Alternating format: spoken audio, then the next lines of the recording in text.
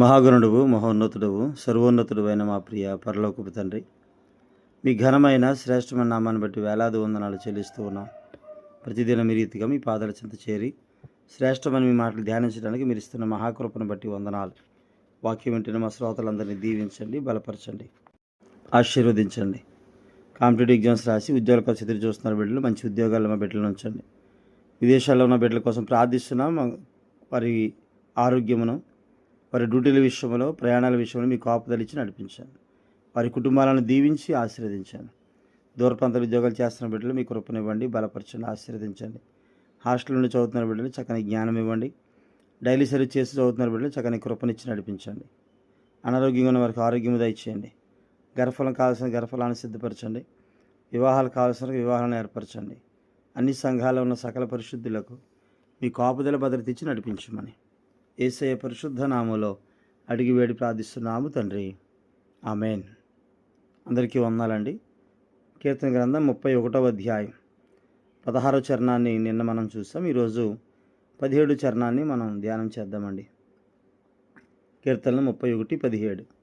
యెహోవా, నీకు మొర్రపెట్టి ఉన్నాను, నన్ను సిగ్గునందనీయకుము. భక్తిహీనులు సిగ్గుపడుదురుగాక, పాతాళమునందు వారు మౌనులై ఉందురుగాక. ఈ 17వ చరణంలో కీర్తనకారుడైన దావీదు చెప్తున్నాడు, యెహోవా, నీకు మొర్రపెట్టి ఉన్నాను, నన్ను సిగ్గునందనీయకుము. దేవునికి మొర్రపెడితే, దేవునికి ప్రార్థన చేస్తే, మన ప్రార్థన విషయంలో దేవుడు అద్భుత కార్యాలు చేస్తాడు.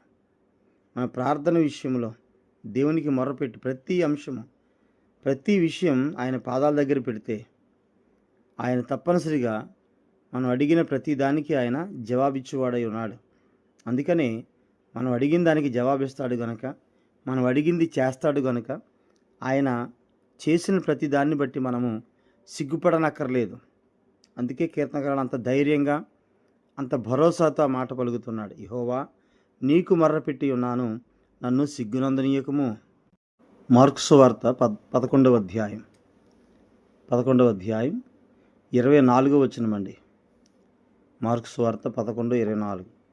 అందుచేత ప్రార్థన చేయునప్పుడు మీరు అడుగుచున్న వాటి నెలను పొందియున్నామని నమ్ముడి, అప్పుడు అవి మీకు కలుగునని మీతో చెప్పుచున్నాను. అంటే మనం ప్రార్థన చేసేటప్పుడు, దేవునికి మొర్రపెట్టేటప్పుడు మనం ఏమేమైతే అడుగుతున్నామో అవన్నీ పొందుకున్నామని నమ్మండి అంటున్నాడు ఆయన. అంటే అవి మనం విశ్వాసాన్ని బట్టి అడిగాము, అడిగినవన్నీ పొందుకున్నామని నమ్మితే అప్పుడు అవి మీకు కలుగుతాయి అని చెప్తున్నాడు. దొరికినవి నమ్మితే దొరికేస్తాయి అంటున్నాడు ఆయన.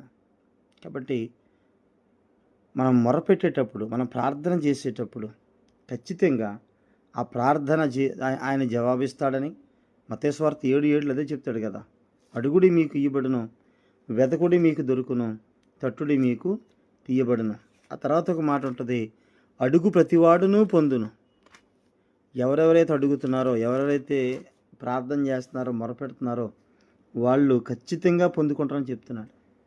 కాబట్టి అడుగు ప్రతివాడు పొందుతాడు. ప్రార్థన చేసే ప్రతి వానికి దేవుడు జవాబిస్తాడు.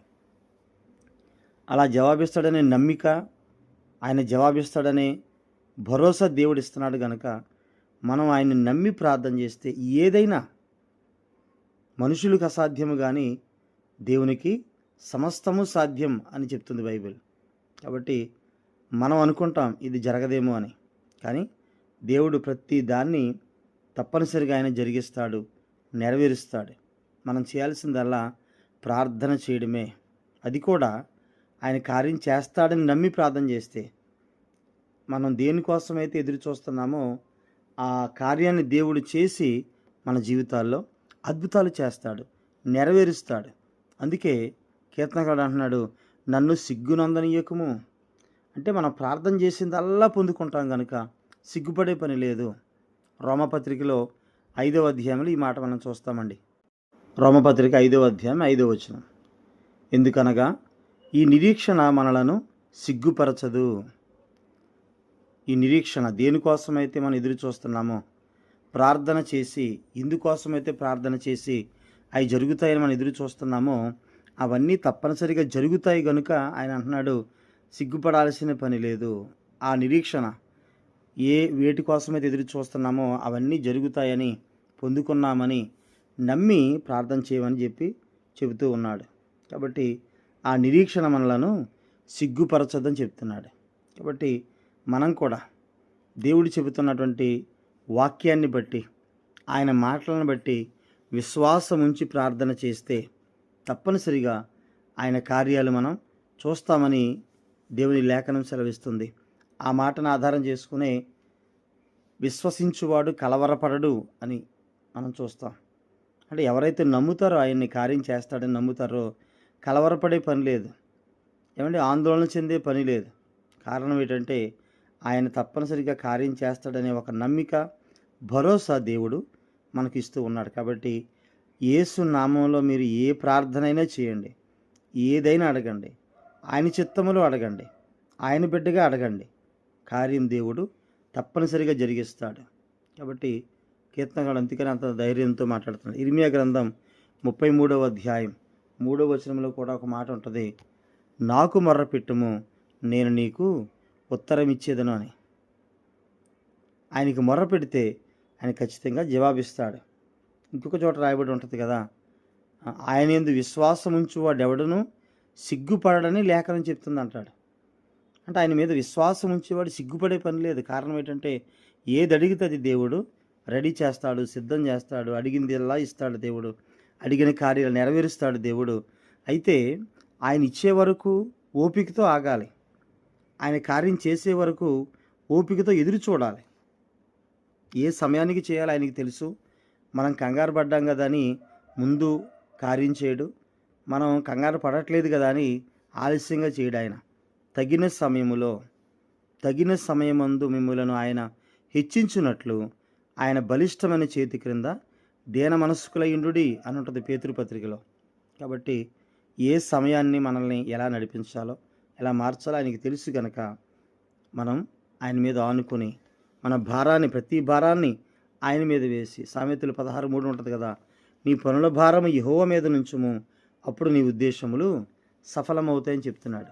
కాబట్టి మన ప్రతి భారాన్ని ప్రార్థన ద్వారా మన విన్నపాన్ని దేవునికి తెలియజేస్తే తప్పనిసరిగా దేవుడు సిగ్గుపడనివ్వకుండా ఏ సమయానికి ఏ కార్యం జరగాలో, ఏ సమయానికి ఏ అక్కర మనకి తీర్చబడాలో అవన్నీ దేవుడు తీరుస్తాడు.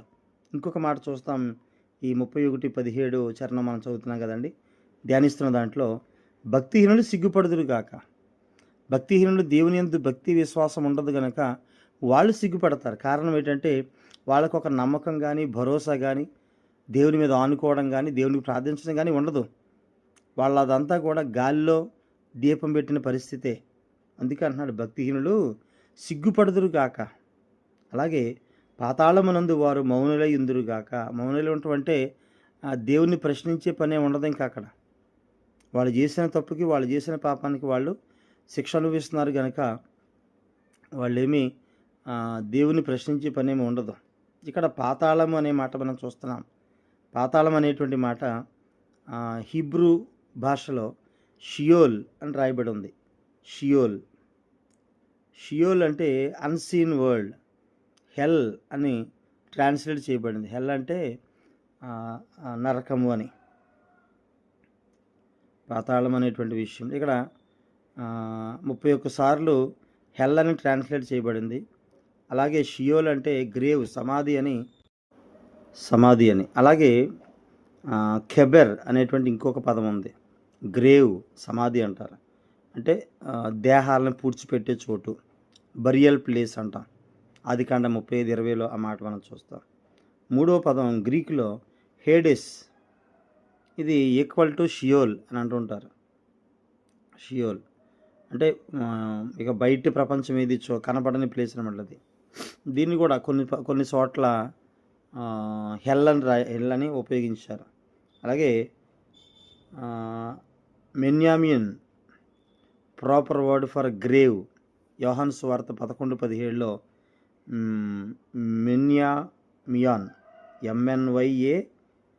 MENYAMION. అలాగే 5వది గెహెన్నా, 6 టార్టారు. ఇలా పాతాళానికి చాలా పర్యాయ పదాలు ఉన్నాయి. అక్కడ ఆ పాతాళములో వాళ్ళు మౌనులై ఉంటారు. అంటే దేవునికి సంబంధించిన ఏది కూడా అక్కడ వాళ్ళకి అందేటువంటి పరిస్థితి ఉండదు. దేవుని ప్రశ్నించే పరిస్థితి ఉండదు. కాబట్టి వాళ్ళు భక్తిహీనులు సిగ్గుపడతారు, భక్తిహీనులు వెళ్తారు పాతాళం. కాబట్టి నీతిగా ఉన్న, యథార్థంగా ఉన్న వాళ్ళకి ఏ శిక్షా విధి లేదని చెప్తున్నాడు. కాబట్టి ఆయనకు మొరపెడదాం, ఆయన దగ్గర నుండి జవాబు పొందుకుందాం. ఆ రీతిగా మనము సిగ్గుపడనక్కర్లేని పనివాళ్ళుగా ఉందాం. దేవుడు తన మాటలు దీవించును గాక. ఆమేన్. అందరికీ వందనాలండి.